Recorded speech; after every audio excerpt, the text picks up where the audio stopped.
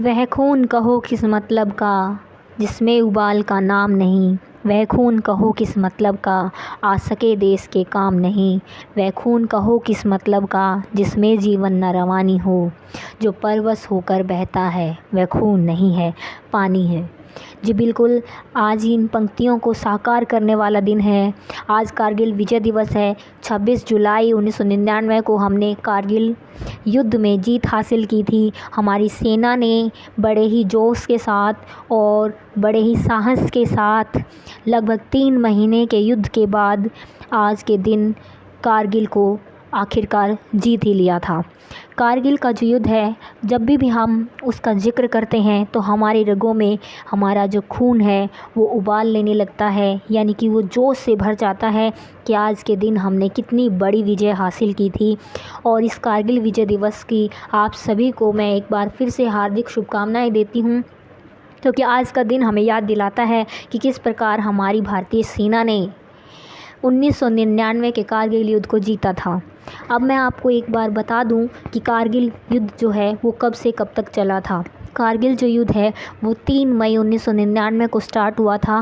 वो क्यों हुआ था? क्योंकि 2 मई 1999 को पाकिस्तानी सेना ने भारतीय बॉर्डर पर, यानी कि कारगिल बॉर्डर पर अंदर घुसने की कोशिश की थी, और जिस कोशिश को नाकाम करने के लिए ये कारगिल युद्ध चला, उस कोशिश को आखिरकार 26 जुलाई 1999 को भारतीय सेना ने नाकाम कर दिया था। 2 महीने 23 दिन के इस महासंग्राम के बाद आखिरकार भारतीय सेना की ही विजय हुई, क्योंकि सत्य हमेशा सच्चा होता है और हमेशा उसी का साथ देता है, और विजय भी सत्य को ही अपनाती है। तो यहाँ पर भारतीय सेना के जो दमखम की बात करें तो कारगिल जो युद्ध था वो बहुत ही महत्वपूर्ण युद्ध था। और कारगिल है कहाँ पर? ये अभी लद्दाख में है। लद्दाख में ये जो कारगिल है वो उसकी जो एग्जैक्ट लोकेशन हम आपको बता दें, 234 किलोमीटर जो वेस्ट में है लेह के, और 204 किलोमीटर ईस्ट में है वो श्रीनगर के। ठीक है, 2676 मीटर की ऊंचाई पर कारगिल स्थित है। यहाँ पर आपको मैप में कारगिल दिखाई दे रहा है।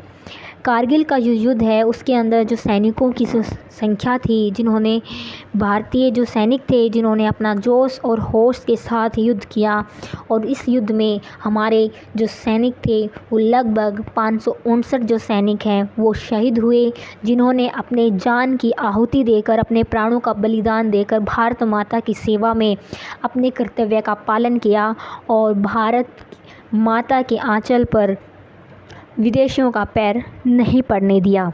भारतीय सेना का जो दमखम है वो हर जगह दिखाई देता है, चाहे वो 1962 का युद्ध हो, चाहे वो 1999 की कारगिल लड़ाई हो।